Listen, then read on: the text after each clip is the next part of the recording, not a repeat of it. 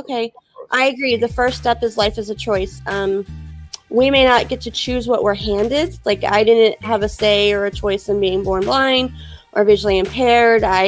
Yes, I walked away from my first marriage, but I did not choose the choices that led to that he did and his bad decisions. And I definitely didn't choose or get asked if I wanted to lose the love of my life and my children be raised without their father. But you're playing a card game, spades, hearts, whatever, solitaire, it makes me no difference. Gin, rook, whatever, pinochle, bridge, list goes on. And you are given certain cards depending on the rules of the game that you are given in your hand to play.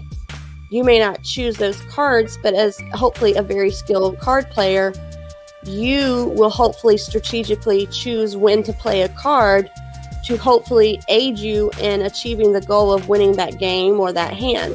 You're an artist. You're hired for a job. We all know the way the world works. When you're hired for a job, you have to do what the boss says. As an artist, you may prefer certain types of art material or methods of art, but your boss comes to you and says, hey, you're going to do it on this part art material and this way of art. And you're like, I don't like that kind. You're like, well, that's what I want. So you have to be willing and choose to, although not your favorite or well at or whatever you want to call it, you get to choose what beautiful creation you put on that material. I have always strived to choose not to let my circumstances define me, but for me to define what I would do within those circumstances and what life I would have despite those circumstances. Is it hard to choose, though, before you go on to the other? Do you think it was hard for you to choose? Is making a choice something that would be easy for others to do, for people to do? What do you think? Making a choice is not about if it's easy or not. Life is always about choices. It is choices, whether we want them or not. It's the choices we make in life take us down one path or another. And we can choose them or not choose them, but sometimes in not choosing, you're making a choice. So whether we wanted to make choices or not, we still have choices to be made, from as simple as what food we're going to eat to whether I'm going to go to bed or not, or who I'm going to marry, or I'm going to have kids, or, whatever. Now, the reality of life's journey of having to make choices all the time, it doesn't have a dang thing to do with whether those choices are easy or not. The fact remains, it comes down to a choice. Yeah. Oh, that's so. I love that. I love how you put it. Nothing to do with easy or comfort level, okay? It has to do with that's the reality of living life. Oh yeah, I agree with you, Michaela. There's no getting around it. There's no getting out of it. I realize it because you said something. What if you're choosing not to make a choice is also a choice? I love that. I love that. It makes it for you, That's logical. Mindset. Yes, I think that's a logical next part of it. And I do agree that maybe sometimes a bit more challenging than actually making a choice, but it's oftentimes our mindset that allows us to keep true to the path we have chosen, or the choices we want to make. Because if we're positive, then we know we can do it. If we're not positive, then we may not accomplish it. There's a reason why in society we hear all the time mind over matter, or that mindset is key. I mean, the way you see the world, or how you want to view the world, and what you do of either positivity or negativity, or health in a healthy perspective, or toxicity, being toxic about it, will determine what you may be able to do in life or not. I mean, if you doubt yourself, or if you give in to, negativity, then you're going to have a negative worldview, and it's going to be hard to be productive and feel like you can achieve it. I mean, our mindset pretty much holds the key to allowing us to be in a frame of reference of staying true to what we choose. I mean, and it often can help you stay balanced and focused and, centered, so that you can go forward doing and striving for what you chose to set out to do, if that makes any sense. Yes, it does. But how much does our situation, right? You might have heard about this saying, the child is the father of the man, right? It's simply saying that your experience as a child curve or influence your adulthood. Well, it does, but it still goes back to the choice. What are you going to do with that influence? Are you going to let it rule you? Or if let's say it's something that was negative, okay? I'm not saying it was, but let's say it was a negative. are you going to let that negativity rule the potential future that you want for the rest of your life just because something happened 20 years ago? I mean, I'm not saying that's easy. Like I said, this ain't got nothing to do with easiness. It's just at some point in life, you have to just make a decision and a choice of what you want your life to be. And that's making certain choices that could be for the better down the road, and decide I'm not going to let what happened in the past have a hold on me and stop me from my future, if that's part of your equation. Is that easy? No. But if you want something different, then, I mean, the definition of insanity is doing the same thing again. So if you want something different, you need to choose differently and figure out different ways of approaching that, which can come from having a certain mindset. Interesting. Self-care. Absolutely. I will admit, I was not the best at it when I was younger. When I was a young mom, and somehow when my daughter was 8 months old, I thought, yay, this is the best time to go to grad school. Not.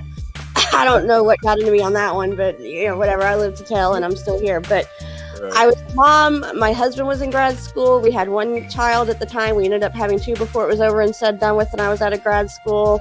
He was military. He was oftentimes not at home a lot because he was serving America, which is, I supported him that, but it was challenging, And so we did all the things, we were married and young kids and degrees and work and, schedules and whatnot. But, so I wasn't the best at taking self-care, and I'm a woman, obviously, because I have children and, you can see me, but so I can't speak for men, but I know as a woman, a lot of times in life, we very much want to be all things to all people and do everything for everyone that we love and care for. And we want to lovingly do that.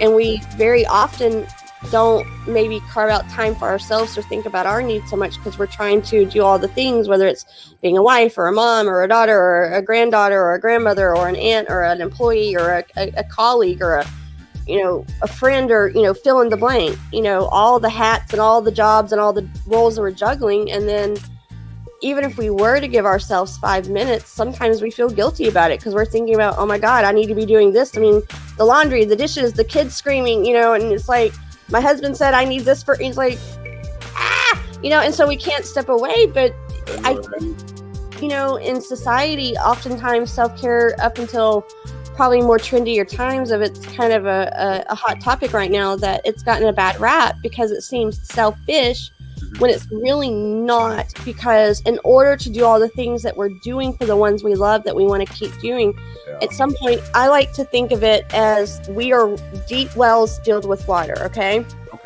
And we're always pouring out cups of water to give to people to nourish them and care for them and love them, whatever, fill their tanks. Well, eventually that well has only got so much water. It's going to run out. There's no water left. There ain't no water left. There ain't nothing you can do about it unless you're putting something back in.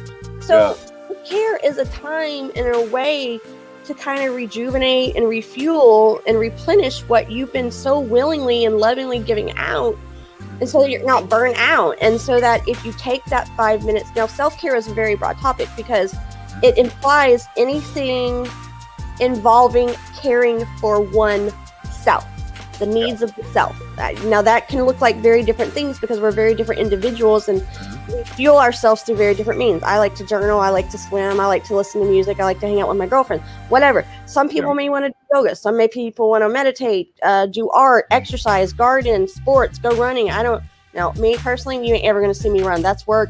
Unless I'm scared or running for my life and across the road, I ain't running nowhere. Okay, that's work to me. That ain't relaxing. But each to their own. I find my fuel and my rejuvenation through different things. Someone else is going to find it in different ways because we're different people. But the point is, whatever that thing is for you and that method, as long as you're taking time in a responsible manner to refuel, read a book, take a breath, I don't care. But you're taking that time so that when you do get done having those moments, you can come back able, ready, replenished, rejuvenated, centered, and balanced and focused to keep doing all those amazing things that you do for all those people that are in your life that you love and care for. Yeah. But Michaela, what do you do? And again, what would you recommend that people do to replenish? It's their own version of what makes them. For me personally, mine's not going to be the same as someone else. Quite honestly, sometimes I take naps. That's all right. That's a good one. I take naps, or I work out, or it's fixing to be summertime in Louisiana. I'm going to be in that pool with my kids a lot, hanging out, enjoying. Okay, Right. Back to my kids. I'm a water person. Come June, I'm going to be on the Gulf Coast on the beach with my girlfriends. Okay, and I'm counting down those days. Let me tell you, I watch TV at night. I'll admit it. I will veg out on TV while I work on my computer. I enjoy an occasional drink. I go to my, I take a nice hot bath. I go to the spa. I read a book. I journal. I listen to music. Those are things that soothe my soul, that make me feel happy or find joy and refill my cup. Yeah. That may not work for someone else. That may be a hard workout. More power to them. I might work on the treadmill, but I'm not going to work out for 2 hours to have fun with that, which is fine. If that's your thing, more power to you. I don't care. I'm just saying, whatever that is for you. Some people like planting beautiful plants and enjoying the beauty of them. Go garden, knock yourself out. But find something that brings you peace and serenity and recharge and reset and rejuvenate and replenish or refuel or whatever you want to put on it, and take a little time for yourself so that you can keep pursuing your purpose, doing the things you want to do, and have a positive mindset. Because if we're overwhelmed because we're doing too much and haven't stopped to take time for ourselves, our mindset gets screwed up. Then we can't stay true to the choices that we decided we wanted to do and stay on the path we want. To me, they're all very connected. Get in. But incidentally, let me ask you, have you ever gone to Jamaica? No, but I do want to travel. Yeah, I mean, you talk about the beach. Jamaica is a nice destination. I mean, no doubt. Right? Yeah, I'm just telling you. I'm in South Florida now. I'm talking to you from Miramar, Florida. Right? Yeah. Where are you? Which state are you in? I'm in Louisiana. Oh, cool. Right. So, take a trip down to Jamaica one day, right? When the world gets more normal for travel. Yeah, I know, right? I tell you. We've all been for the last 15 months. I know, but we'll get through it, and I hope that you'll travel as soon as this is over. Getting and having resources. That's something that interests me. What is that saying, really? For me, what that means is, we've been talking about life as a choice, which is true, and our mindset and getting self-care. But in every journey, especially if you're going through challenges or struggles or obstacles, even the most person who really wants to persevere, even sometimes you come up on a roadblock. You get stuck. You can't figure it out, or something's bogging you down or stopping your progress, whatever. So at some point, you may have to say, I need a little extra help. I mean, I love the song by Paul Simon and Garfunkel, I'm a rock, I'm an island, but it really doesn't work that way. We all need help at some point, whether we want to admit it or not. And so sometimes you have to reach out and say, I'm really trying to do this and I don't want to lose momentum, but I need a little help figuring whatever's stopping and slowing me down. So, if you're having trouble with your mindset, well, maybe you need to talk to a friend to help you get a different perspective, or maybe you need to read a book that can inform whatever problem you're going through. Or for me, I personally, I have no problem admitting I need counseling. Okay. Sorry, I do. It's a good week when I go to my therapist's office. Okay. I've told my therapist many times, I don't live paycheck to paycheck. I live counseling session to counseling session. Okay. It helps. Okay.